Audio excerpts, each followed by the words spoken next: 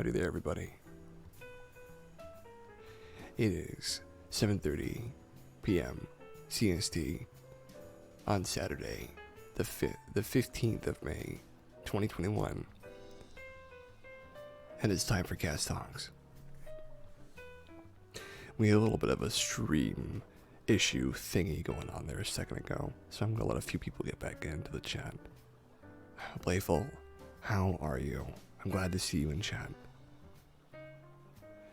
My viewer thingy is messed up. It's telling me no one's watching, but clearly someone is, so I'm glad to see that.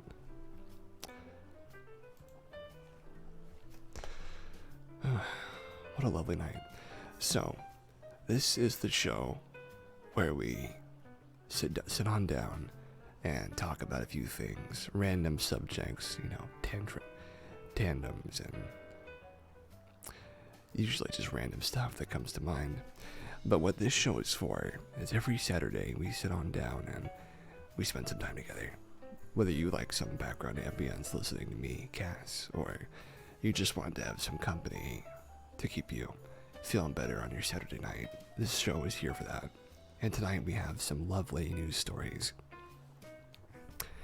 We've got a fantastic story coming around about the renewable energy and about plastics being created from dandelions. We've also got some cat videos. We've got a great couple of things going on, and there's going to be a story in here too somewhere. No, I don't know exactly where yet, but we'll figure it out. Not happy. Your phone screwed up. You tried fixing it and don't think it worked.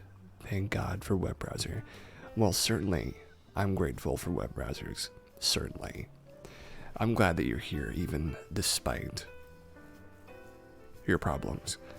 It wouldn't be the same without you, Playful. So we'll dive right in. Our first is a news story from Good News Network. It's exactly what we talked about earlier. Rubber made from dandelions is making tires more sustainable. A truly wondrous plant by Andy Corbley. It's from today. As companies continue to search for more environmentally... Ginny, well, howdy. I'm glad you can make it. I'm very glad to see you here. As always.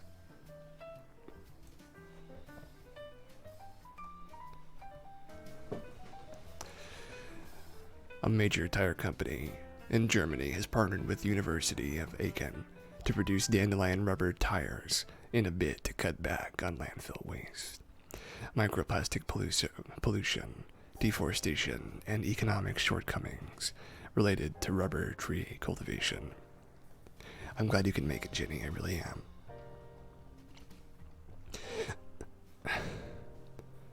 Well, the concept of dandelion rubber seems like a Harry Potter spell waiting to happen.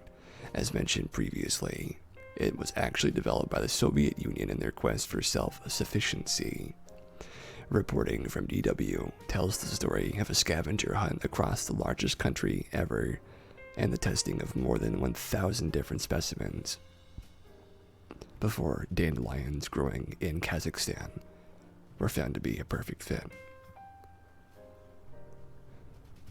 Previously, the world used the rubber trees, mostly Hevea brasiliense from Brazil, but during the Second World War, the major powers of the USSR, UK, US, and Germany were all cultivating dandelions for rubber manufacturing. After the war ended, demand and supply gradually returned to Brazil and eventually to synthetic tires made from petrochemicals. Now, the Continental Tires is producing dandelion rubber trees called Taraxacum, which is the genus name of the species. The bicycle versions of their tires even won the German Sustainability Award for 2021 on sustainable design. The fact that we came out on top among 54 finalists shows that our urban Taraxacum bicycle tires are unique products that contribute to the development of a new, alternative, and sustainable supply of raw materials, stated Dr. Carlo Recker, head of development for the Taraxacum project. That's a hard one to say.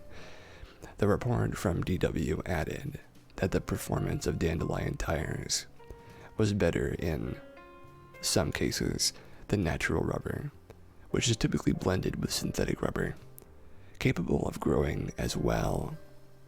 As we all know, practically anywhere, dandelions need very little accommodation in a country or business's agricultural profile. The Taraxacum research team at Continental hypothesizes that they could even be grown in the polluted land on or around old industrial parks. Furthermore, the only additive needed during the rubber extraction process is hot water, unlike hevia, which requires the use of organic solvents that pose a pollution risk if they're not disposed of properly. Representing a critical early season food supply for dwindling bees and a valuable source of super nutritious food for humans, dandelions can also be turned into coffee, give any child a good time blowing apart their seeds, and now as a new source for rubber in the world. Truly a wondrous plant. You don't have to convince me. Just don't make me eat them. That's our first good news story. So let's take a moment and say howdy to everybody. Ginny, what have you been up to this week? Tell me about your life. Tell me about you. I'd like to hear. While you're doing that, I'll tell you a little bit about my week. My week has been a little upside down, considering the vertigo I've been feeling from most likely a evolution of my physique while taking a drug called risperidone. It has been very difficult to work through this, but I'm taking only a half dose tonight, so that should do something at least. My hope is that I'll have less vertigo day after day until eventually it'll be either gone or very manageable. It may even be time to stop taking it altogether. I'm not sure just yet. But either way, it's an interesting thing, and I do hope it goes away sooner rather than later. As far as everything else goes, though, feeling pretty good, doing alright, just hanging out around the house. I did go out yesterday to walk around the baseball stadium and see the shops around it. We stopped for coffee. You did tell me about that, that's right. You saw the Labradoodles, excuse me. Yeah, vertigo sucks. Kind of glad I don't have that problem. Good luck trying to get rid of it. Thank you, Playful. I'm right now in a good hoping mindset that it will go away. But Labradoodles, yeah, Ginny was telling me she saw some Labradoodles around her stadium baseball park area. And I think Labradoodles are amazing. I've never gotten to hold or pet one, but I would like to someday. Pets are a very natural part of this stream, and certainly the doctor gave me some exercises to do for vertigo. Yours went away. Well, good. I fear that mine is a little less controllable than a physical anomaly. It's supposedly a serotonin thing, assuming it is the medication and not just a sudden development of an inner ear problem, which I do hope it's not that, to be honest with you.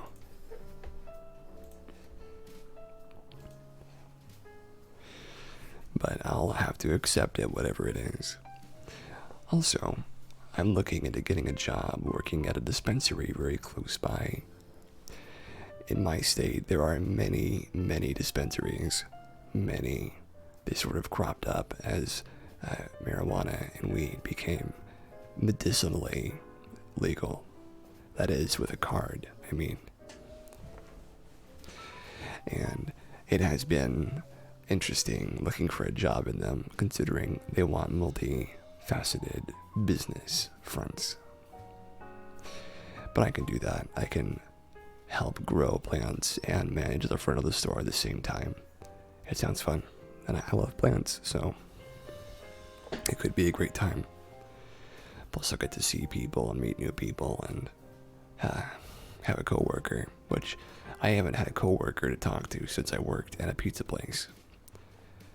And my coworker there was a smoker, and she was very easy to talk to, but I fear our actual friendship and whatever friendship could be called from a coworker. It was short-lived simply because I only spent 2 months at the job. But 2 months can cause a lot of things to develop, and I feel like we had a good rapport, which is certainly a lovely thing to say and admit. But let's move on to our next good news story.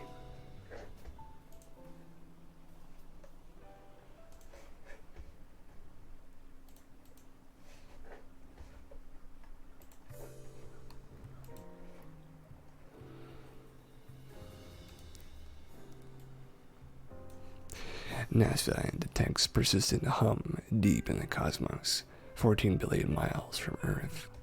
Interesting. This is by Good News Network from yesterday. A NASA space probe, now deep in interstellar space, and its instruments have detected an intriguing constant hum. Voyager 1, one of the two sibling NASA spacecraft launched 44 years ago and now the most distant human-made object in space, still works and zooms towards infinity. The craft has long since zipped past the edge of the solar system through the heliopause, the solar system's border with interstellar space, into the interstellar medium.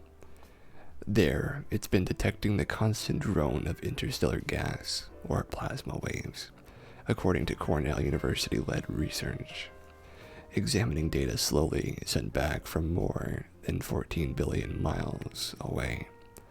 Stella Koch Hawker, a Cornell doctoral student in astronomy, has uncovered the emission. It's very faint and monotone because it is in a narrow frequency bandwidth. Hawker said, "We're detecting the faint persistent hum of interstellar gas."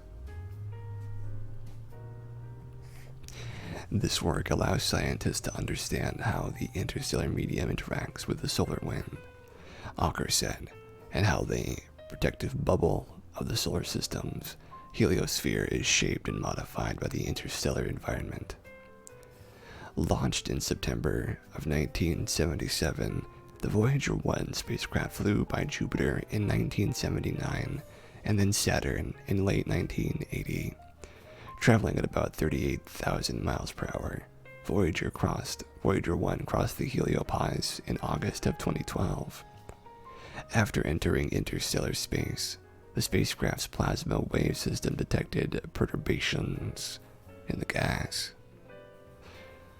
But in between those eruptions caused by our own roiling sun, researchers have uncovered a steady, persistent signature produced by the tenuous near vacuum of space, according to a new research published by Nature Astronomy. The interstellar medium is like a quiet or gentle rain, said senior author James Cordes, the George Feldstein Professor of Astronomy. In the case of a solar outburst, it's like detecting a lightning burst in a thunderstorm, and then it's back to gentle rain. Hawker believes there is more low-level activity in the interstellar gas than scientists had previously thought, which allows researchers to track the spatial distribution of plasma, that is, when it's not being perturbed by solar flares. Cornell research scientist Shami Chatterjee explained how continuous tracking of the density of interstellar space is important. We've never had a chance to evaluate it. Now we know we don't need a fortuitous event related to the sun to measure interstellar plasma, Chatterjee said. Regardless of what the sun is doing, Voyager is sending back detail. The craft is saying, here's the density I'm swimming through right now, and here it is now, and here it is now, and here it is now. Voyager is quite distant and will be doing this continuously. Voyager 1 left Earth carrying a golden record, created by a committee chaired by the late Cornell professor Carl Sagan, as well as mid-1970s technology. To send a signal to Earth, it took 22 watts, according to NASA's Jet Propulsion Laboratory. The craft has almost 70 kilobytes of computer memory and, at the beginning of the mission, a data rate of 21 kilobits per second. Due to the 14 billion mile distance, the communication rate has since slowed to 160 bits per second, or about half a 300 baud rate. You can check out GNN's story on that special golden record here, and learn how scientists have created an awesome update to help spacefarers potentially find us humans here on Earth one day. It's another good one. Let's see how long this one is before we get into it. This one's pretty short too. Let's do this one. The quest for rare wood is endangering forests. Now we can just 3D print replicas made from wood waste instead, by Andy Corbley from yesterday. While pangolin scales, shark fins, elephant ivory, and rhino horn are famed for their value on the black market, the mostly illegal trafficked of them all is the rosewood tree, which generates more dollars than all four put together. Famed for quality in furniture and instruments, the advent of 3D printers has given a team of designers at San Jose State University the idea to save the tree species by 3D printing rosewood using wood scraps. Their startup, Forust, can 3D print a wood grain that mimics the properties of any kind of prized wood, whether ash, pine, or rosewood, which is considered vulnerable to extinction due to harvesting for the Chinese luxury furniture trade, an enterprise with a global value of $95 billion. Trees, as beautiful and complex as they are essentially made of two products, explains Rick Fulop, CEO of Desktop Metal, the parent company of Forust. Cellulose and lignin, give wood its grain, the strings of material that run vertically up the trunk. Fulop explains that all the 3D printer does is reconstruct what furniture makers work to deconstruct by injecting a non-toxic binder with lignin layers onto a layer of sawdust. Once finished, the resulting mock wood can be sanded and refinished like normal timber. The Chinese market typically prizes furniture with traditional designs that, when combined with the deep red of the rosewood, a lucky color in China, indeed creates a stunning piece of furniture. Speaking with Fast Company, Forust say they can map incredibly complex geometric patterns and shapes onto furniture, which they can print with grain in its finished form, work that would normally take a craftsperson weeks to complete by hand. In the US, linen and sawdust from the lumber industry are produced as waste to the tune of millions of tons per year, which all could go into being upcycled via 3D printing into mock luxury hardwoods. This fact actually changes the entire picture of the furniture industry, since once the materials wore out, it could be ground down and used again as 3D printing fuel. For circular aiming companies like IKEA, it could be the biggest invention since particle board, and for rosewood forests around the world, it could be the most significant invention since the axe. Lovely. That's a good one. But, as for right now, we're going to go into story time. Today's story requires you to draw your mind back to around, let's see, 2011, let's say.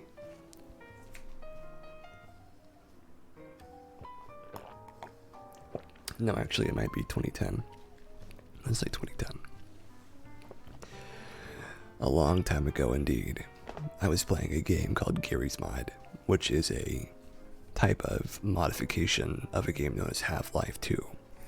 In this game, you have a physics-based grabbing tool that lets you grab and construct different mechanisms or different houses, anything you'd like to, by dragging and dropping and freezing different parts and map pieces from the original game. Different props, you could say. There is a deeper version of Garry's Mod in which you are playing a game within a game, constructed as a mod within a mod, modified deeper on this level. In this sort of deeper game, the idea was to make this sort of Rome Total War RTS. And in the RTS, you play against other players, which is the fundamental problem I have with most games like that, is that you play with other players. But you have these tiny little armies that run around and fight each other. And in this game, I was only playing my second or third match.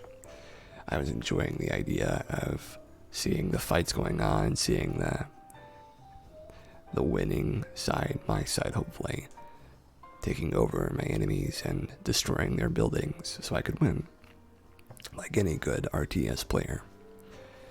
I opened upon a server that had one person in it, and they told me they would show me a few things.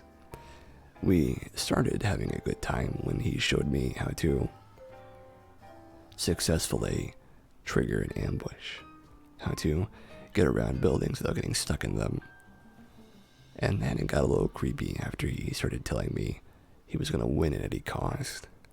Now on the internet, there are people who play video games for fun, for a sake of enjoyment and for a sake of relaxation and freedom, any of these things. However, there are people that play these games not for any of that. They play them for domination and control and victory, for competition. This is a story about toxic competition. As then there are idiots, exactly, then there are idiots. In this story, he began showing me ways in which you can defeat people in these specific and moderated and subtle moves at first. But every time he showed me a move, he would go all out. He would not hold back anything, as if trying to demonstrate his power by showing the move on me in full effect. I didn't mind so much, but what I always thought was, this is very strange that he's taking it so seriously. And the more and more and more it compounded, the more nervous and creeped out I got. It came to a point where I was so nervous that when he finally said, "Alright, let me show you something new," I thought something was wrong. And so he brings a catapult to my base, and he says, "I'll show you a glitch where the catapult goes off into space." So he starts sending the catapults to my base, and I'm defending it well enough. But then he starts shooting them at my building. He says, "Look at the glitch, isn't it funny?"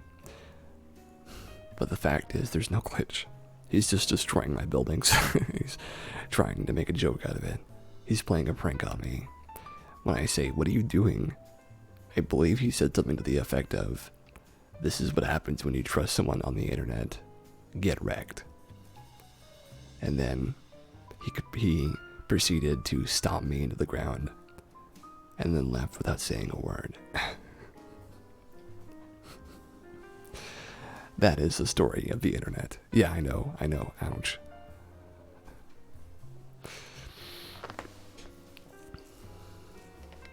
I have no ill feelings towards this person anymore. Perhaps I did at the moment because it is a sucky thing to get stomped by somebody in any game. But what I'd remember, that was not very nice. It's true, Jenny, but the story has this moral. Video games are not worth losing your temper or your mood or the quality of your day over. They are fun and they are interesting, but even the best games can have the worst players, and that wasn't even a very good game to begin with. But I admit I was beaten, and I don't mind. I've been beaten before and I will be again. But hopefully, I will find better winners this time instead of poor sports. Sportsmanship is key after all. There's nothing to usually get angry about, but it still sucks. We'll hurry on back, playful. That's actually the story I was thinking about all week. I was thinking about how I was so worried about the loss that I almost was not able to fight back. But you know, the more I think about it, the more I would say that the failure was a important thing for me, because when you fail, right, when you fall down, you realize that it's not quite so bad to make that mistake or that error or to trust and be hurt because of it, assuming you aren't hurt mortally in some way. As far as it goes, though, it could have ended a lot worse than me simply losing a match online. And I took it in stride, though I felt bad. Of course, I felt bad. I was able to say, hey, it sucks, but what can you do? What can you do? So, learn from my example. If you feel like someone's being creepy in an online game, just leave. You don't need to stick around for that. You don't owe them anything. The second you get the creeper vibes, look for that exit button, that escape, that X, and hit it as hard as you can. Because you don't need to play with any creepers. You can find better people to play with almost anywhere. That's the end of Cass's story time for today. We're going to move on to another good news segment. We're just going right through them today. We've got a few more left before the show closes, which will be after our cat videos, probably. Amazing tech developed by private firms are on the verge of creating nuclear fusion reactors to power humanity.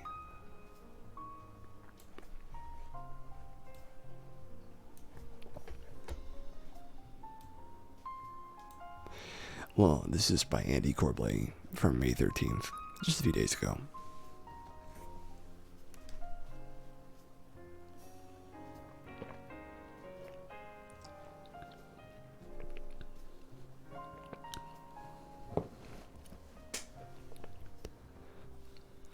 While industries are harnessing solar, hydro, and geothermal power to solve the world's energy problems, it's been thought by many for some time that the eventual source of unlimited clean energy will be nuclear fusion. Fusion reactors replicate the power and processes of the sun down here on Earth by creating plasma, the fourth material state, inside a controlled device that harnesses the heat given off as energy to be turned into electricity. Now, a pair of private firms, one near MIT and another in England, are developing something that could be described as a portable fusion reactor, utilizing super rare minerals and some of the most important powerful magnets ever made. If only firms can solve a laundry list of some of the most complex technological problems imaginable, coal and oil could stay in the ground. There'd be no need to risk another Fukushima. The enormous inefficiencies with renewable energies could all be forgotten, and all those engineers and technologists could lend their talents to other areas of the economy. It's every engineer's dream, really, to have a project that's technically challenging, which requires you to develop new technology and solutions to hard problems, but that are also simultaneously important for the world to have. Dr. Greg Brittles at Tokamak Energy, the UK firm developing a new fusion reactor, told the BBC. Unlike other physics equations, the fusion reactor theory is actually quite simple to explain. Hydrogen atoms go into the reactor. Immense pressure causes them to fuse and become helium. Some of this hydrogen mass is converted into heat, which can be used to generate electricity. Simple. The difficulty comes with the process. In order to make fusion occur on Earth, scientists like Brittle must heat hydrogen isotopes to degrees in the hundreds of millions, at which point they break apart and form a plasma. The Sun has its gravitational field to contain the plasma within it, lacking an object 330,000 times the mass of the Earth. Tokamak Energy and other firms are planning to keep the plasma controlled with super powerful magnets. Lovely. He realized the problem. How can he build a device that can heat and contain matter to such extremes, which doesn't use more energy than it generates? For 5 years, Brittles has helped develop a series of powerful magnets wrapped with layers of superconductive tape, to be arranged in a spherical or apple-shaped fusion chamber called a tokamak. As the magnetic forces interact with one another, the pressure in the chamber builds to an incredible level, about 2 times more intense than at the deepest point in the ocean. The superconducting tape draws huge amounts of energy from the tokamak, allowing the reactor to produce more than it consumes. It will be an assembly of many, many coils, generating forces that are all interacting and pulling on one another to form a balanced set. This has to be controlled or the forces could become imbalanced, he explains to the BBC. More of this Tony Stark-like tech, this time from America's Commonwealth Fusion Systems, is also gunning to solve the inefficiency problem. Forming a D shape large enough for a human to stand in, powerful magnets are wrapped with 300 kilograms, 660 pounds, of superconducting tape made from barium copper oxide. This tape has taken decades to develop, and when cooled to 253 degrees Celsius, which used to take a refrigerator the size of a house, it conducts nearly all of the 40,000 amps passing through the tokamak at any one time.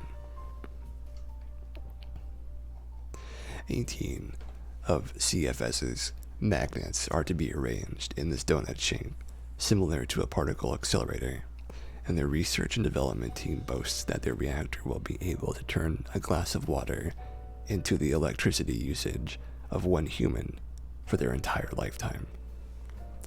That's pretty crazy. Government funding has gone into fusion reactors before, tens of billions of dollars in fact, but so far this hasn't solved the fundamental problems. For example, the International Nuclear Fusion Research Project, ITER, which GNN has reported on and which is funded by dozens of countries, is years behind schedule. The Leviathan of metal and magnets being constructed in France by all these nations may one day be able to produce fusion, but it will be in a facility that requires many employees, with components that require gobs more rare earth minerals, and it will be completely immobile, not to mention that humanity perhaps would require more than one such reactor. This kind of private innovation, this race, as King M calls it, done with limited resources, produces the most innovative technologies. There's no reason to make a reactor that weighs and costs as much as a cruise ship if you can make one the size of a phone box. Welcome back, Playful.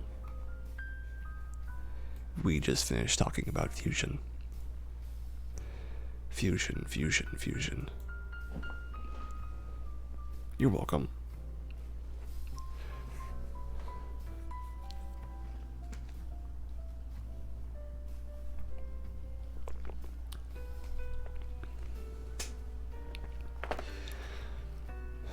But yes, fusion is definitely the future of energy. Imagine having a fusion reactor as a backup generator in your house. It seems pretty scary to me, but certainly if it could be the size of a telephone box and have no chance of causing any explosions, hopefully that would be certainly something. I wonder if I will get to see that in my lifetime. I'm not sure. Certainly it would be something.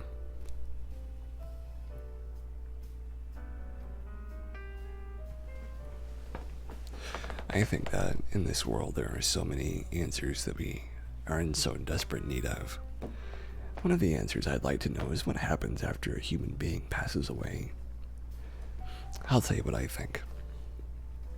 This is simply what comes after a lot of personal, anecdotal, circumstantial, and first-hand experience of strange events. I think that when a person passes away, that whatever part of them is their sapience or sentience, that part changes like a dreaming state. But instead of a dream, it's like being welcomed into a new room. You're very close to your old friends and your old family, but you're just a room over. Maybe that room is fantastic and elaborate, full of filigree and warmth and kindness. I can only hope. I am not really prone to any one religious view or belief. I guess you could call me an agnostic, but I like to think that certainly there is something worth striving to reach, and whatever form of good afterlife exists, I intend to try my best to get into it, as any person striving for their own decent enough afterlife would do. But simply, that is something I think about from time to time. I wonder if I'm worthy of such a thing, and I think I am. I'm a good enough person, and I have a good enough heart for it. I've scarcely hurt anyone but some spiders and ladybugs in my time, and those are not mostly on purpose. The ladybugs I happened to hit with my lawnmower when I was mowing the lawn this Tuesday. But you know, sometimes you don't see it and you just run over them. You don't mean to. I never mean to. I'd save them if I could, but it's hard to catch them. So, we are going to move on to some animal videos. One of my favorite segments on this show.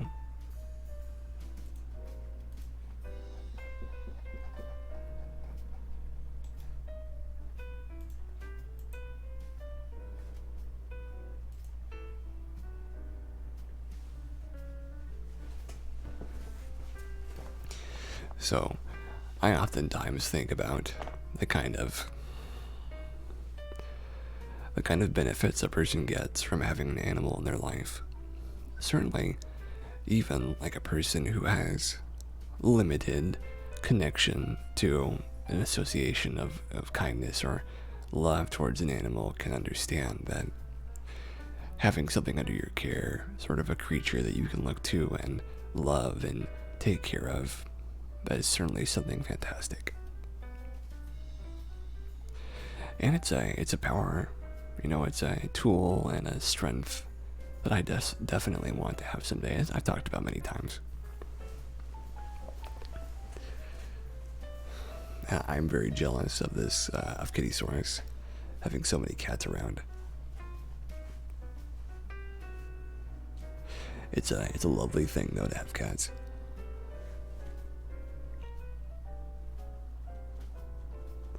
I don't know if I could have 10 though. 10 cats, my gosh. That's a lot of them. That's too many.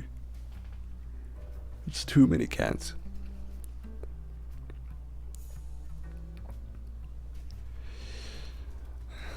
But I do like seeing them. I do like seeing them, and I like petting them and holding them and all that stuff. It's cute. You don't think you could handle the litter pans? Jenny, I have never handled a litter pan in my life, and I already agree with you. That sounds like too much work. I could handle one litter pan and then one dog pooper. I think that's the amount I could handle.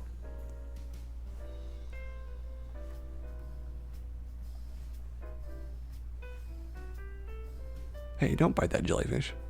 That's not for you to bite. Jellyfish. You know, jellyfish are a little scary, aren't they? They're very interesting creatures, but they do scare me Just a small amount. They are a little freaky.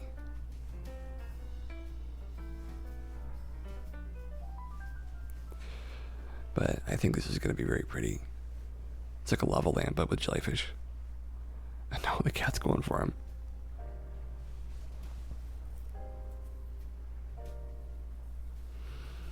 Hanging out with jellyfish and your cats.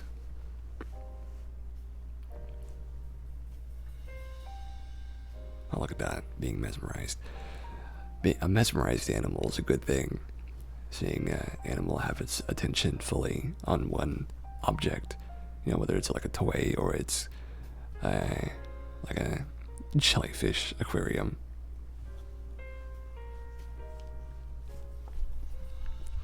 Either one of them is very good.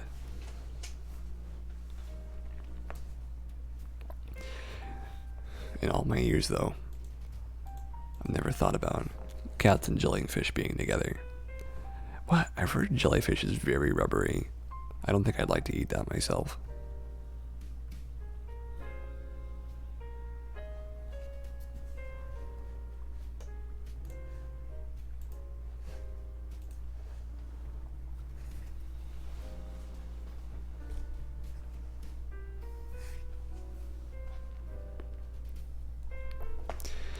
It is certainly great, though, to have an animal. It is great. I think that starting a new job for me, maybe even having a little place to call my own someday, and that'd be after I help with my parents' retirement more. I think it would be really great, and this is maybe a bit of a pipe dream, but having some of my internet friends over at some point or going to visit them, any of those things would be great. Because I do have a lot of internet friends, and I'd like to at least meet a few of them in my time. The most important ones, the ones that I care about the most. And I've had some pretty important friends in my time. Though I've been told that I'm very I don't know what the right word is, but in real life I am a little less soft-spoken than I am here. But I always try to carry myself as dignified and as gracefully as possible, like anyone would try to, right? Certainly something I like. Oh, but I'm getting into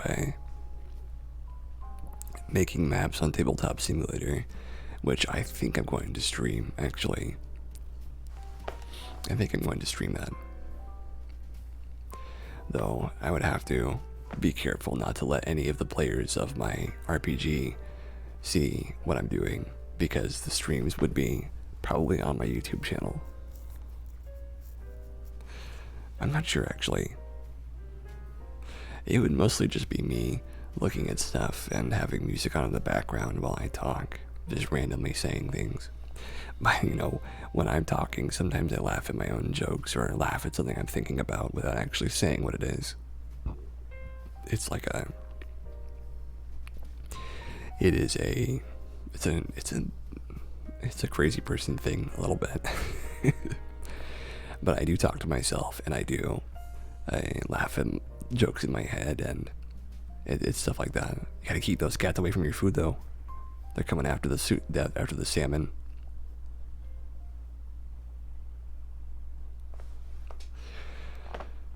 Man, so many cats. Oh, look how mesmerized he is. Look, they're coming after the food. They want it. They want to eat that food.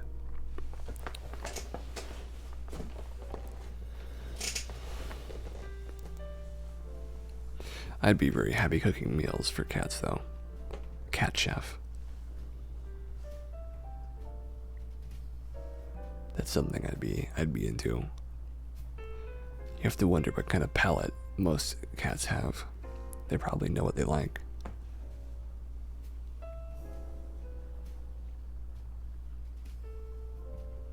Oh. Cat with vegetables on head.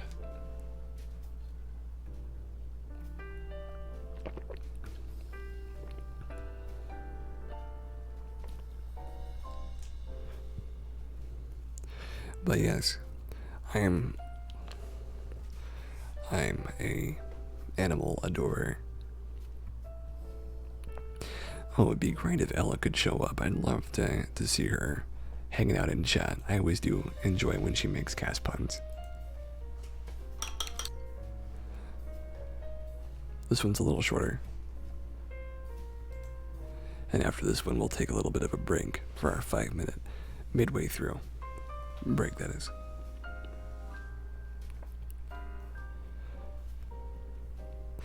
I have always been super interested in the way that we physically, like nuzzling and physically communicating through touch. That's been something that has intrigued me for a long time. And I do really feel like there is a thing about nuzzling, right? Nuzzling and holding hands and kissing. These are things that have always been curious for me. Because there's so much you can say to somebody without ever saying anything. She has a ton of fun making cast buttons, it's true, and I really enjoy when she does. Her cast buttons are very amusing, I enjoy them. Look at this food though. I don't even eat hot dogs, but it still looks delicious to me. Gosh, all the artistry in this.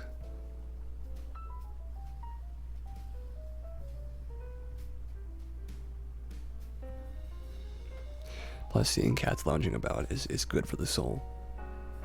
Having a cat laying asleep on your stomach while you are in bed, that sounds great too. Or having a cat under the covers with you and holding onto your back.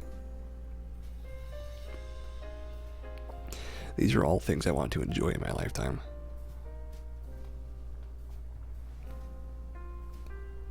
I remember Ella said something about having a dog that went up into the bed with her and her friend who were spending the night together and who cuddled up next to them. Oh, I've been thinking of animal names for a cat. I was thinking of Finn from Adventure Time. I said that before, I think, but I think I'm liking that name, Finn. I do like Finn. Jake isn't my favorite, but Finn's a good dude.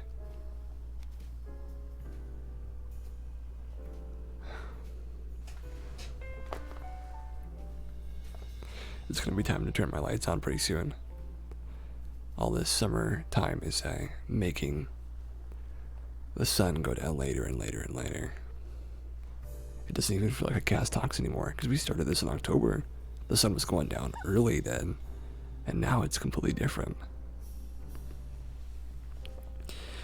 But I have looked this up, and the 1-year anniversary of Cast Talks is on October 30th, so it's the day before Halloween, which we're coming up on here in a few months, in a few months. And it's looking like at some point we're going to be doing another Halloween stream, which will be a spooky Cast Talks. We'll have spooky sound effects. I'm looking forward to it. I have to think about what it's going to be like and what I'm going to do with it. This is more of a food video than a cat video right now, though. Oh, there is a cat hiding in the background, the blurry background.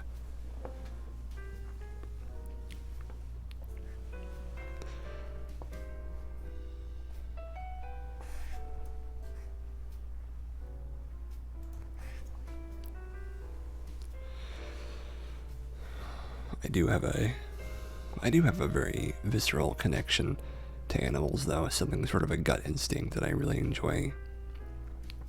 I really enjoy it when I'm around animals and when I'm near them and seeing them smile and be happy. It always makes me a little discomforted, disquieted, almost upset when like a dog barks at me, because I'm like, oh no, like, did I do something wrong to them? Are they sensing something about me? I always worry about those things. But someone recently was telling me it is a sign that they want your attention if they don't know you already, or a ward as possible. Wanting to ward you off. I do think it's a sign of attention, though, in a lot of these cases, and I just can't give it because I'm on a walk, or they're behind a fence, or on a leash. So I just can't. I can't be giving every dog who wants attention. Though Many times, dogs have come up to me and jumped on me, which I love. I love when they do that. I'm just irresistible sometimes.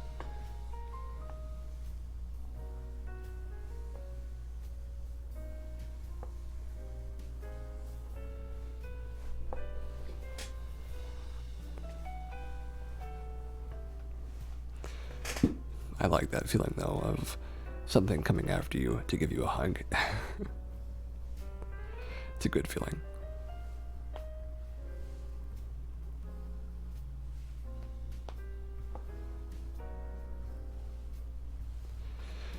Oh, I'm taking a little less of my medication tonight, though, just to help with the vertigo. Hopefully, that makes it go away by Monday, which is the hope, right? The hope is that it goes away. It would be most helpful if it would, considering and going to the doctor is less of an option now than it was before, and my family would be able to help me with it. Still not my favorite option, though. But you know, that's what happens when you go off of your insurance, which in the United States, it's 26 is when you are put off of your parents' insurance. Ella, we were just talking about you. Howdy. I'm so glad you could make it.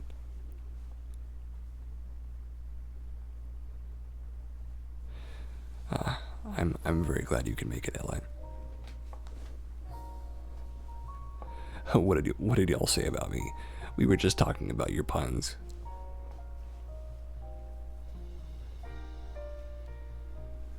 Your amazing, fantabulous puns.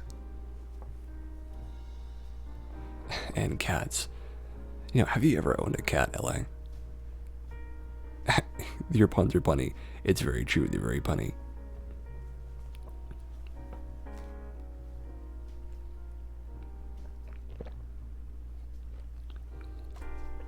But otherwise, you've taken care of your aunt's cat before. Well, lovely. But never owned your own. Well, I hope one day I get to own my own, but you've all heard that before. I hope that you're doing well today, though, Ella. I hope Aries is doing well, too.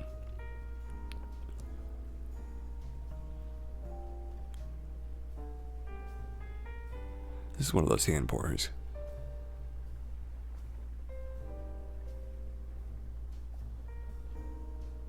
Hand-poured coffee.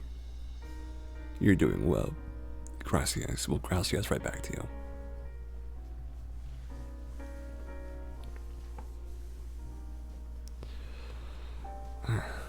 And I was talking to... Oh, I got some suit pants made. They weren't bespoke, unfortunately, but, you know, I finally got them. They fit okay, but there's always a problem with the hems. You know, the hem's never low enough for me. It's always a little too high. But I'm looking forward for an occasion to wear my suit pants. You know, just to wear something fancy. I do love suits, after all. One of my favorite things.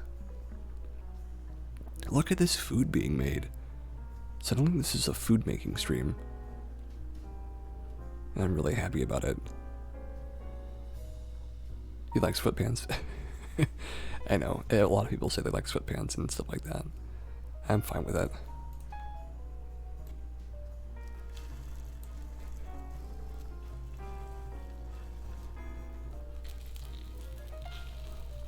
Listen to this ASMR, cooking ASMR and jazz in the background.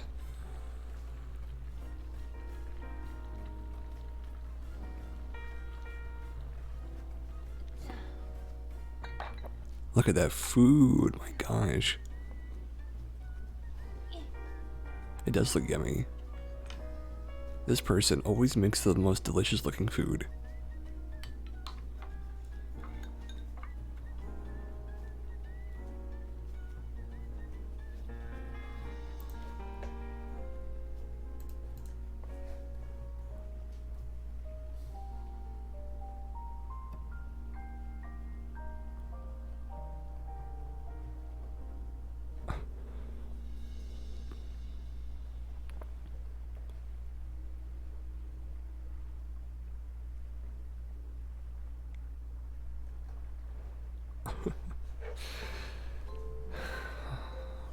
But yes.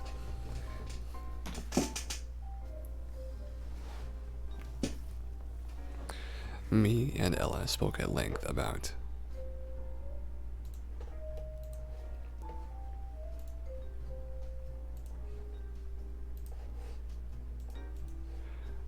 you hate it, but you need to run along. Hope you all have a great night. Love you. I love you too, Jenny. You have a lovely night, okay? And get to sleep soon. I hope you sleep well.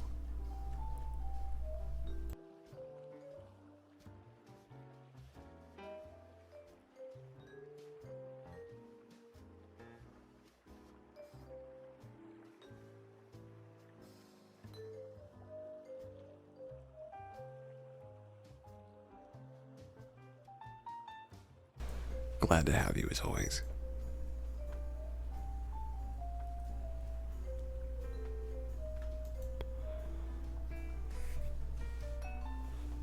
You're very welcome. So it's time for our 5-minute break. Take 5 minutes to stand up and stretch your legs. Make yourself comfy outside of your chair. Have a little bit of a walkabout. Drink something, go to the bathroom, and then hurry on back. That's what I'm gonna do. So be back in a minute. Enjoy your little break.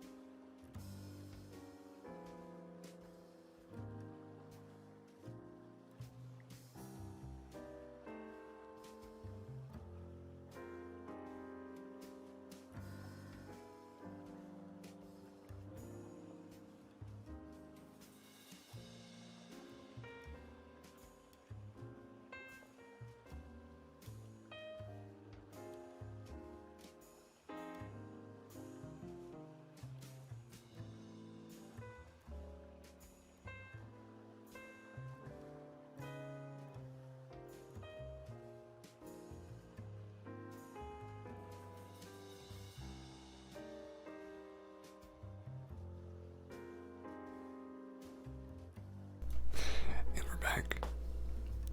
And we're back. I hope everybody had a nice little break.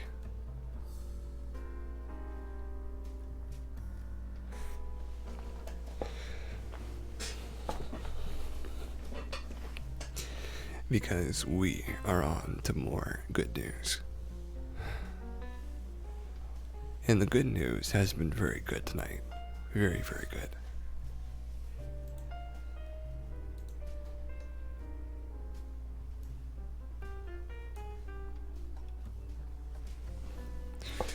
So, here we go. Researchers find that wild donkeys and horses dig desert watering holes, vital for the entire ecosystem. By Andy Corbley from May 13th.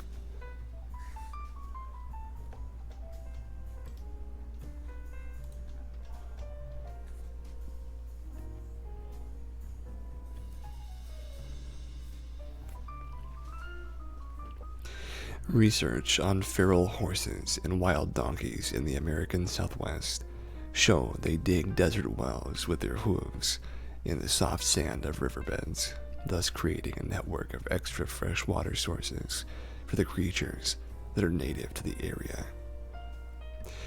This find has thrown a wrench in the prevailing wisdom that feral equids, who were introduced by the Spanish, are pests that should be removed, as scientists behind the research suggests.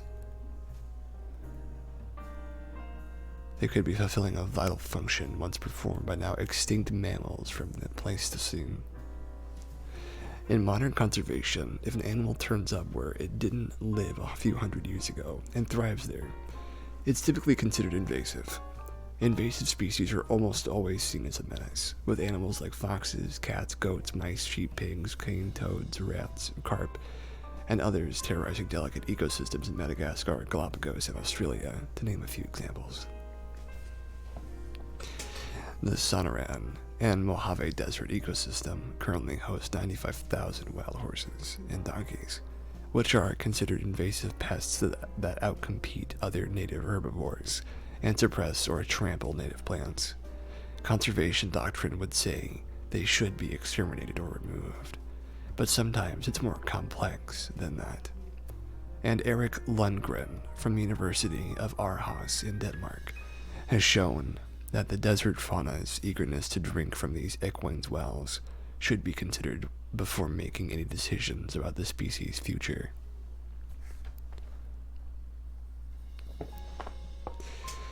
Lundgren found that 59 different species frequented the water holes, and that species diversity around them was 64% higher than the ecosystem's square mile average.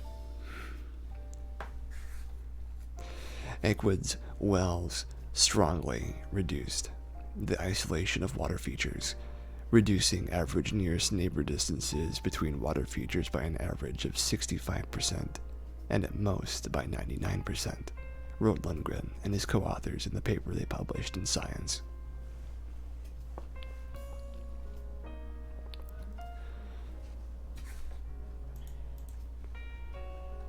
Okay, cool.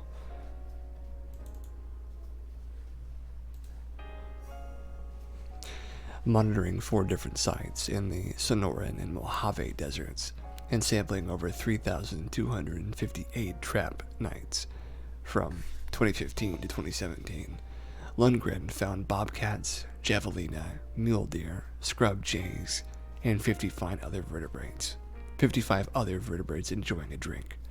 There was a cacophony of organisms, he told New Scientist. Digging for water is a common behavior among large mammals across the world, and in Africa, the elephant's water wells are a gift to surrounding species. Certain animals, such as the elephant, beaver, and bison, are called ecosystem engineers because they shape their environment so dramatically. The flora and fauna therein depend and expect their impact and have adapted to accommodate or exploit it. In this paper, Lundgren posits that American wild equids should be categorized as ecosystem engineers. By changing a biotic environment around them, certain organisms can really strongly facilitate other species and processes, Lundgren said in a recent interview with Science. The most notable aspect of deserts is the scarcity of water, and these animals can really enhance the availability of it through drought and in the hot summers where natural sources of water tend to dry up. Questions like whether the wild equid's presence has changed the landscape in positive ways, what really constitutes invasive, and how far back is that measured, and whether our role is to constantly try to preserve what exists now, understanding that 99% of all species have gone extinct, and that Earth's history has seen constant change, are common in mammal conservation.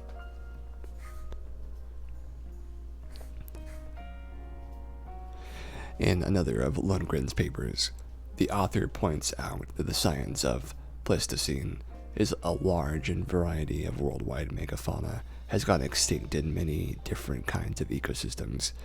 The services or engineering those species performed on the landscape to the benefits of many animals and plants that still exist today are largely a mystery. Yet in number, introduced megafauna have restored about 15% of the estimated Pleistocene megafauna populations around the world. Nowhere is this perhaps more distinct than in North America, which not only had prehistoric pachyderms in the form of the mastodon, but also hyenas, sprinting cougars, the largest bear ever, and interestingly, several species of wild horse. Recent and ancient extinctions and range contractions of megafauna and the loss of their distinct ecological functions has led to highly modified modern landscapes, he writes. Although introduced megafauna have primarily been studied as threats to conservation goals, growing evidence suggests that they present a countercurrent to ancient losses and may replace lost ecological functions. Could the desert animals observed in Lundgren's study be reacting to a function which the ancestors of these modern donkeys and horses performed on the landscape tens of thousands of years ago? It's a thought-provoking question, one which Smithsonian details has hit the community in different ways, with some choosing to remain with the current doctrine and others reconsidering the pest status of wild American equids. Very good. You know, I like wild horses. I think they're cool. I have never ridden a horse before. Not ever. I think I will someday. Ella, have you ever ridden a horse?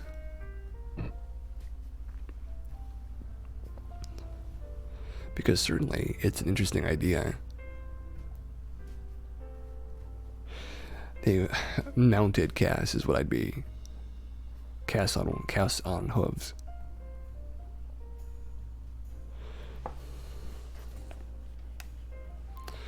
It'd be nice. I'd feel so tall and so mighty and majestic. And horses are interesting creatures. I want to find a nice horse, though, a very kind one, not one that's too agitated or easy to anger.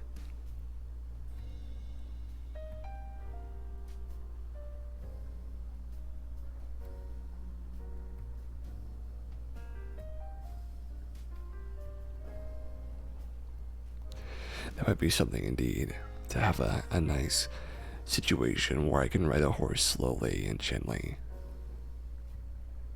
That'd be great. I don't think I'd ever want to own a horse, though. I think horses are a little too much trouble for me. But certainly, if somebody had a horse they wanted me to try riding, I'd do it. I'd want to check out the horse first, though. I see the vibes.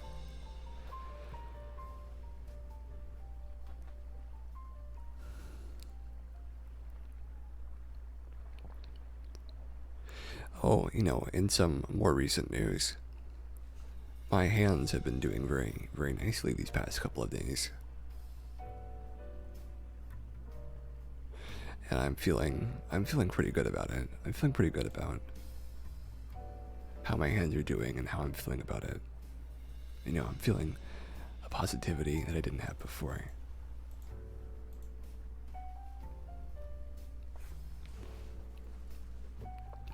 It makes me happy to have this kind of positivity. Even though I was stressing out today, not sure what to do about my about my vertigo. I did feel a lot of positivity after I went to get my pants and I was able to talk to somebody about a new job. I checked out my diploma too for the first time in a while just to make sure it wasn't damaged. My diploma telling people that I've successfully graduated from high school. It's such a strange little thing that matters a lot, seemingly. Took a picture of it though. Picture of your diploma. Took a picture of your vaccination card. It could come in handy.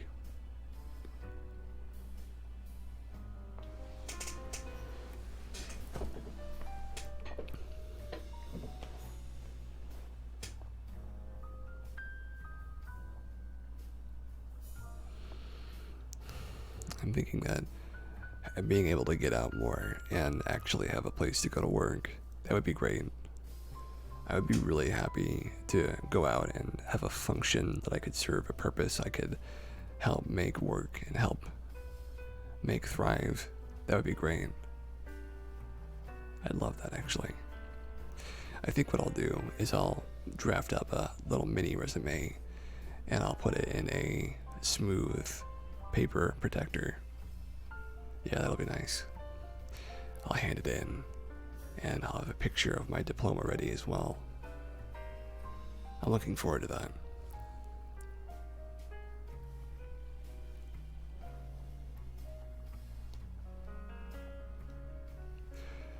That'll be good.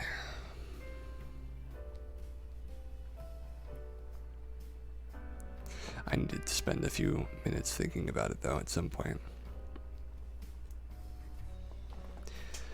I've made some resumes in the past that have been pretty poor quality, to be honest though.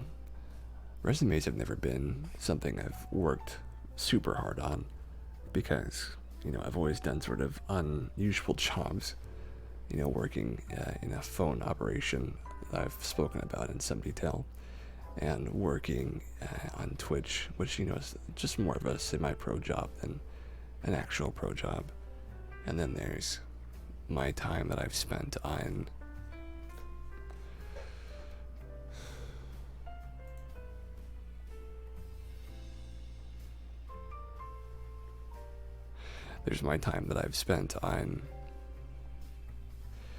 ACX and the Audiobook Exchange, which has mostly been a bit of a wash. I've sold a lot of books on there, but I haven't really made any money. It's just very strange. Of all the things you'd think you'd sell a lot of books, you'd make good money, but it hasn't happened yet, even though I've sold quite a few. It's because they give you little nickels and dimes for every book that you sell, and it doesn't add up to much, unfortunately. But that's Amazon for you. Which, it's too bad. That is the ancient Cass audiobooks. Just look up Cassius Mishima on Amazon. You'll find them. They're all terrible. I can tell you that now. They're all of terrible writing quality. Though my voice acting is okay in some of them.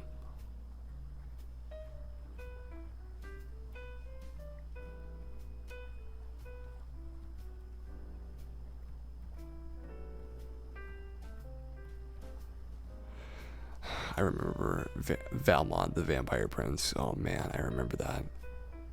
What an awful book. I used to read these audiobooks for pennies, for barely any money at all.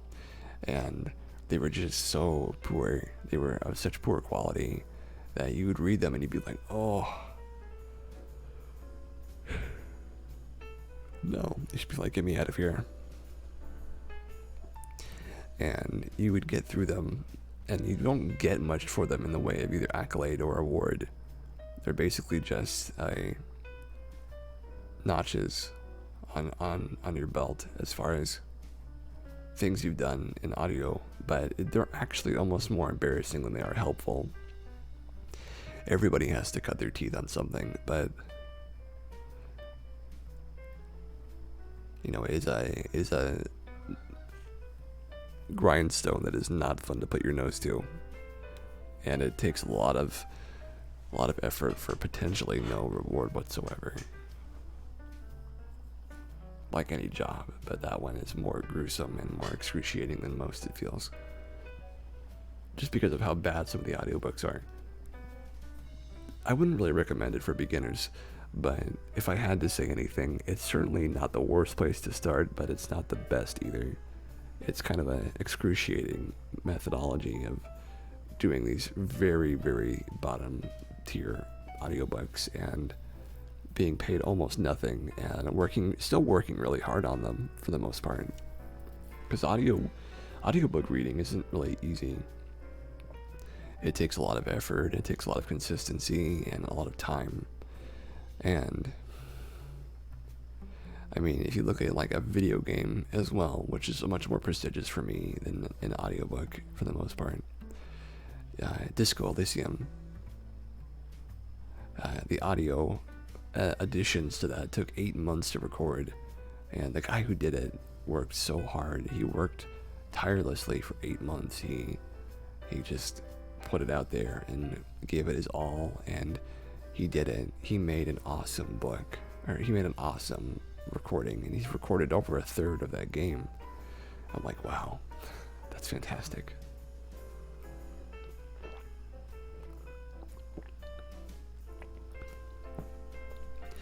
I don't think I've recorded, maybe I've recorded a lot of like cast talks over time, because 30 times 2, so maybe 60 hours worth of recording altogether, probably less than that. 60 hours of recording. It's pretty good. It's not terrible.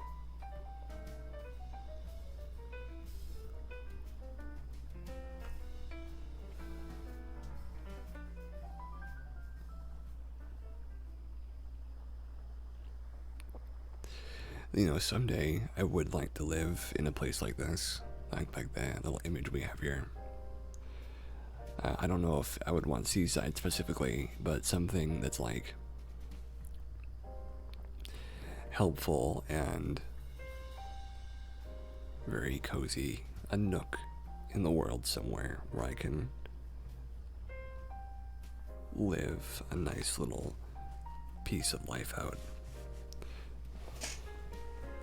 But you know, something else I'm thinking about is, and this might be more pressure than is necessary for any relationship, but I would like to someday have a stream partner who, like it's the dream idea is like a girlfriend, life partner who streams with me. That would be great. I've thought about that before. And I certainly like the idea of having a team like that, you know, being a part of a team. That has always enthralled me, being in a team. I'm such a big fan of that.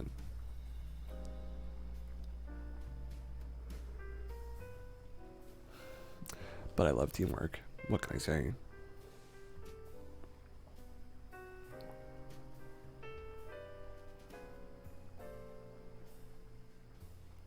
Teamwork has always appealed to me so much.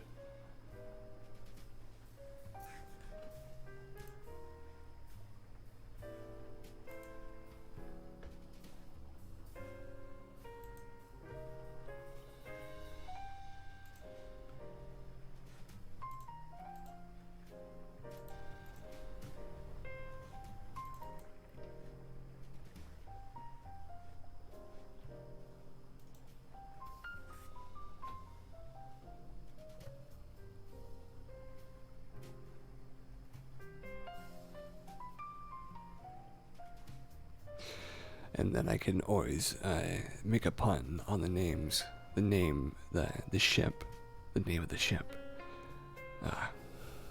I'd love to be shipped with somebody, to be on a ship with them, an actual cruise, but not like a crazy sick cruise, like existed in the recent history. Something a little more healthy, I'd say.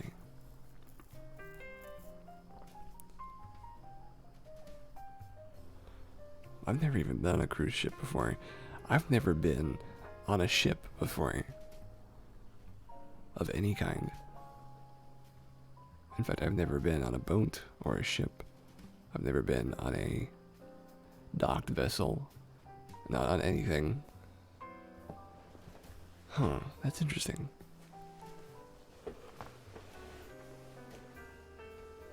Someday, though, I'll do that. Don't know when, though.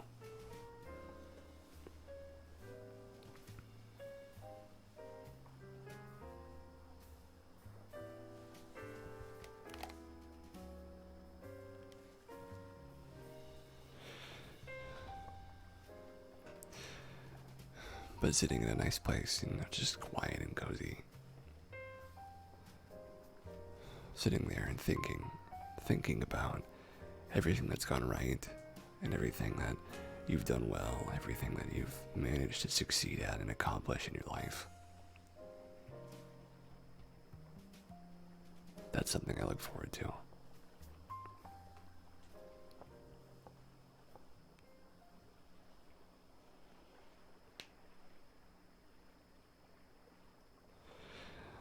I look forward to seeing the fruits of all this labor. I do enjoy, like anybody, seeing the culmination of a lot of hard work. It's like making maps.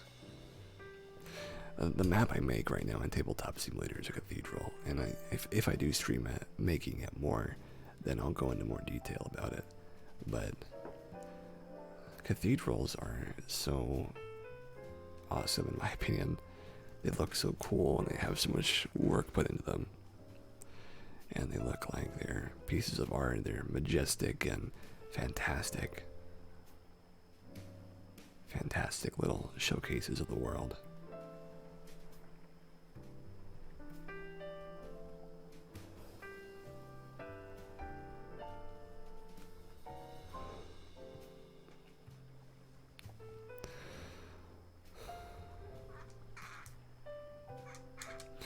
I think that if I ever get the chance to, I will visit a cathedral with someone special. It's a good place to be.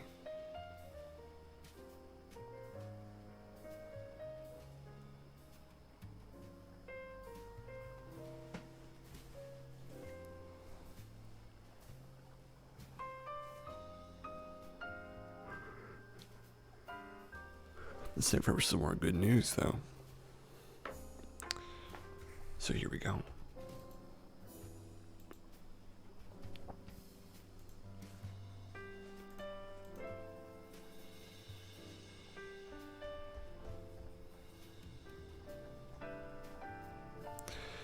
Researchers boost performance of solar cells by using human hair from a barber shop by Good News Network from May the 7th.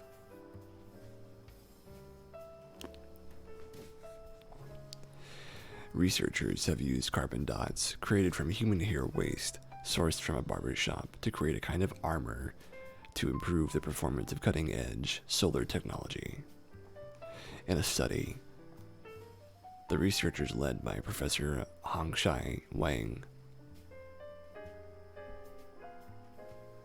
in collaboration with Associate Professor Prashant Sonar of QUT's Center for Materials Science, showed the carbon nanodots could be used to improve the performance of perovskite solar cells. Perovskite solar cells, a relatively new photovoltaic technology, are seen as the best PV candidate to deliver low-cost, high-efficient solar electricity in coming years. They have proven to be as effective in power conversion efficiency as the current commercially available monocrystalline silicon solar cells. But the hurdles for researchers in this area is to make the technology cheaper and more stable. Unlike silicon cells, they are created with a compound that is easily manufactured, and as they are flexible, they could be used in scenarios such as solar-powered clothing in backpacks that charge your devices on the go, and even tents that could serve as standalone power sources. This is the second major piece of research to come as a result of a human hair-derived carbon dots as multifunctional material. Last year, Associate Professor Prashant Sonar led a research team, including Center for Materials Science research fellow Amandeep Singh Panu, that turned hair scraps into carbon nanodots by breaking down the hairs and then burning them at 240 degrees Celsius. In that study, the researchers showed that carbon dots could be turned into flexible displays that could be used in future smart devices.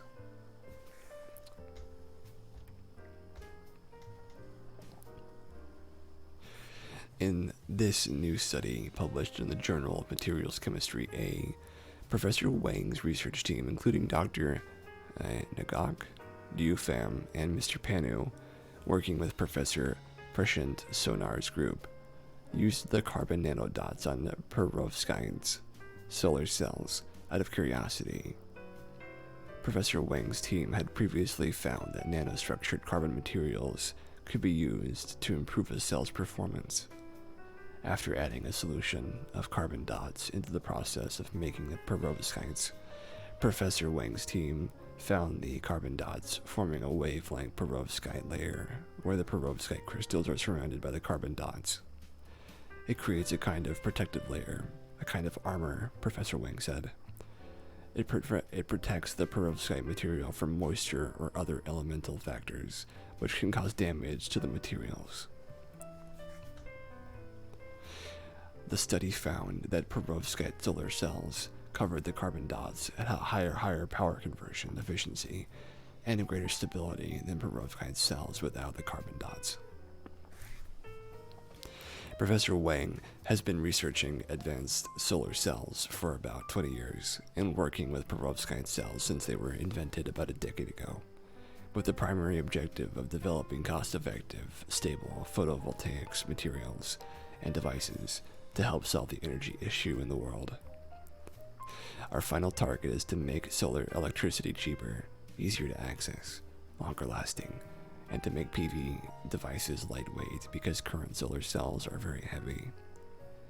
Professor Wang said, "The big challenge in the area of perovskite solar cells are solving stability of the device to be able to operate for 20 years or longer, and the development of a manufacturing method that is suitable for large-scale production." Currently, all reported high-performance perovskite solar cells have been made in a controlled environment with extremely low level of moisture and oxygen, with a very small cell area, which are practically unfeasible for commercialization. To make the technology commercially viable, challenges for fabrication of efficient large-area, stable, flexible perovskite solar panels at low cost needs to be overcome. This can only be achieved through a deep understanding of the material properties in large-scale production and under industrially compatible conditions. Professor Wang is particularly interested in how perovskite cells could be used in the future to power spacecrafts. The International Space Station is powered by 4 solar arrays, which can generate up to 120 kilowatts of energy.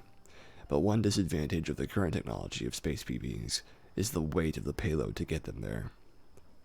While perovskite would be much lighter, one of the challenges for researchers is to develop perovskite cells able to cope with the extreme radiation and broad range of temperature variation in space, from minus 185 degrees to more than 155 degrees Celsius. Professor Wang said the solution could be 10 years off, but researchers were continuing to gain greater insights in the area. Currently, Professor Wang's research team is collaborating with Professor Dmitry Goldberg in QU2 Center for Materials Science to understand the properties of perovskite materials under extreme environmental conditions, such as stronger radiation of the electron beam and drastic temperature change. "I'm quite optimistic given how much this technology has improved so far," Professor Wang said. That was a good one.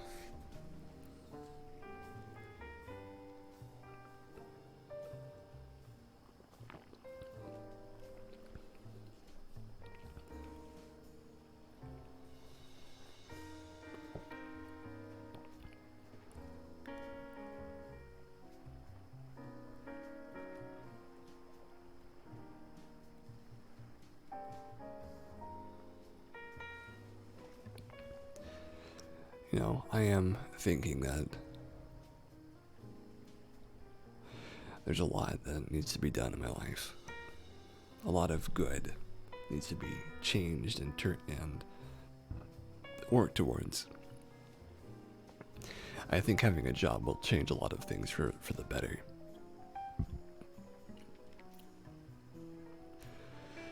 Having a job somewhere where I can hang out and do something of good, of value, make money, and meet people and see people, get my face out there for potential partners, just for stuff in general, I think that's a powerful little thing to have, and it does excite me to see it working. But the last job I had, the last real job that I had, I was working at a pizza place, and that was pretty bad, to be honest with you. It's pretty mind-numbing.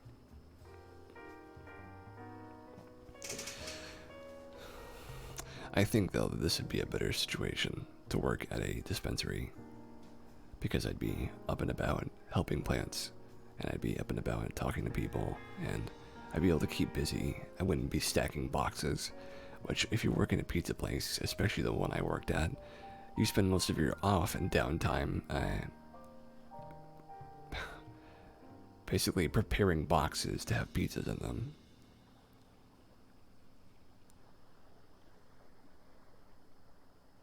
And you have these boxing challenges where you see who can make the most boxes at once and who can stack them the highest in a set period of time.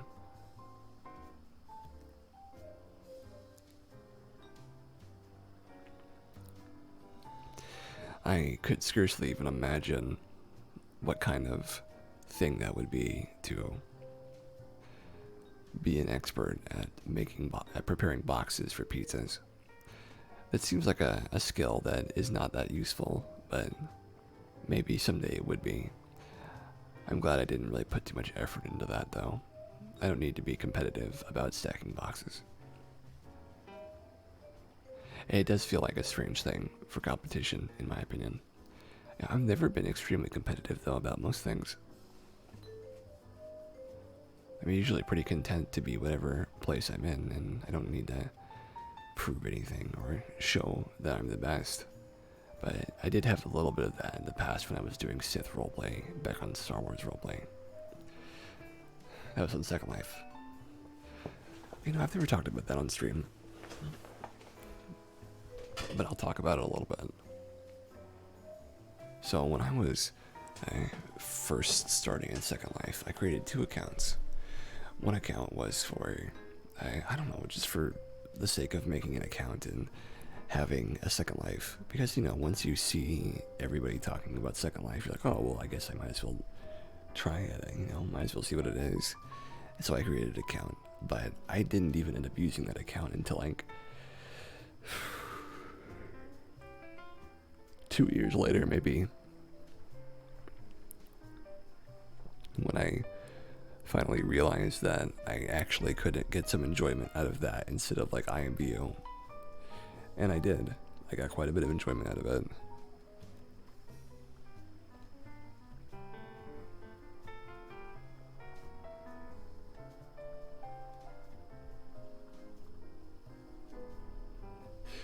But IMVU was a mess. It's a big old mess. Apparently it's still going and people still play it for whatever reason. But it was something else.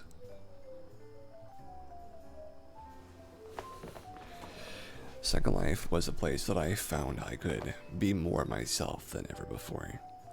Because you can create your own avatar and stuff like that. And I did go crazy with it. Oh, I have talked about Second Life, but I haven't talked about this. I was a character by the name of Darth Helios. And he was a Sith Lord, a high-ranking one. And it unfortunately led, despite it being really awesome and one of the hardest things I've ever worked on, it led to me being betrayed by many people I considered my friend.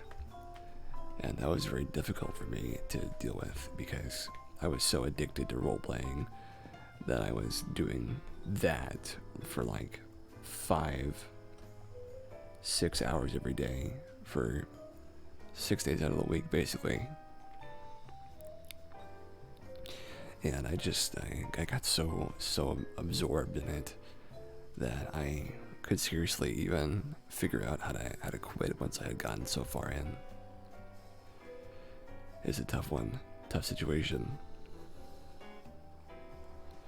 It's a hard thing to break out of once you get so deep.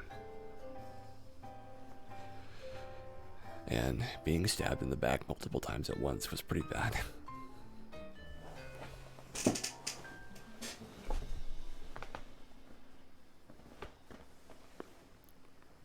I got through it though, luckily. Though it feels like it was only just getting through it.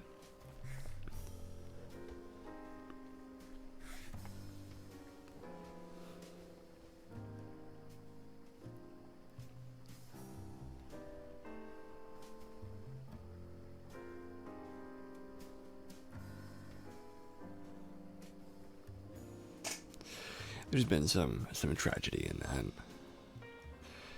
I think maybe one day I'll return to Star Wars role-playing, but I'm not going to play a Sith anymore.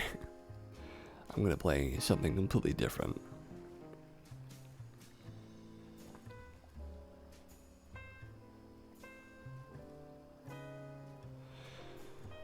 I've already thought about what I'd play, though. I'm thinking I'd play a Gungan. Some kind of Gungan. Void Force user of some kind. But, you know, I'm not really even into the new Star Wars. I'm only into the extended universe and the originals and stuff like that.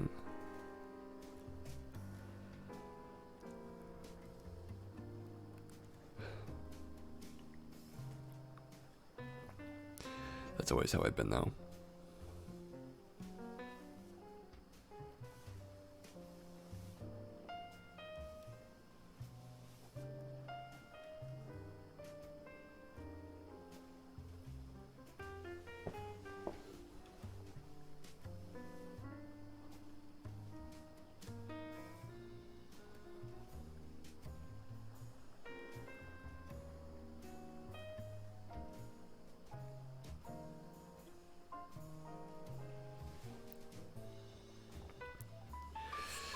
But you know, it can be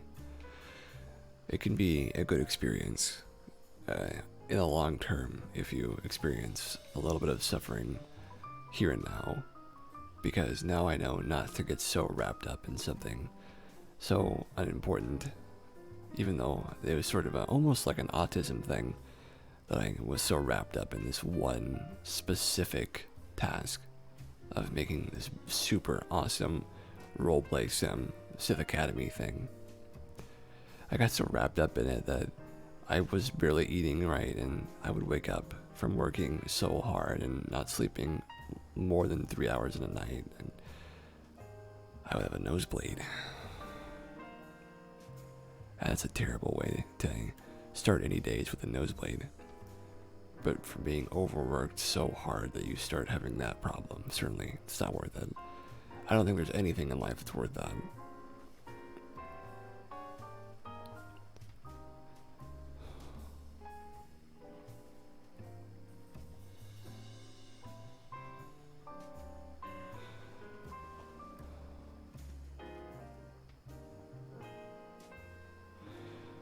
Maybe someday, though, I'll find something that is rightfully worth spending that much time on. Though I don't know. I don't know.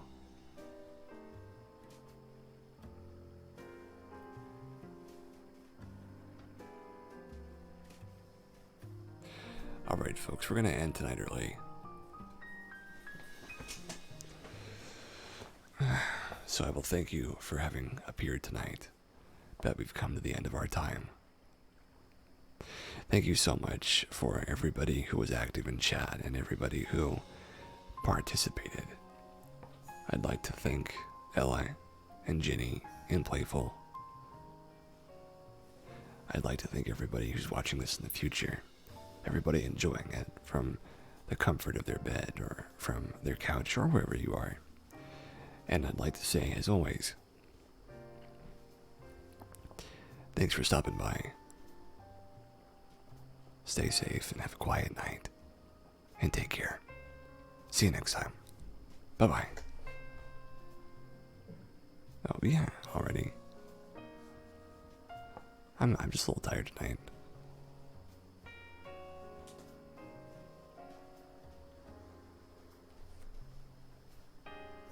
Yeah. Just a little tired. It's all that vertigo is taking it out of me. But thanks for showing up, Playful. I'm glad that you made it.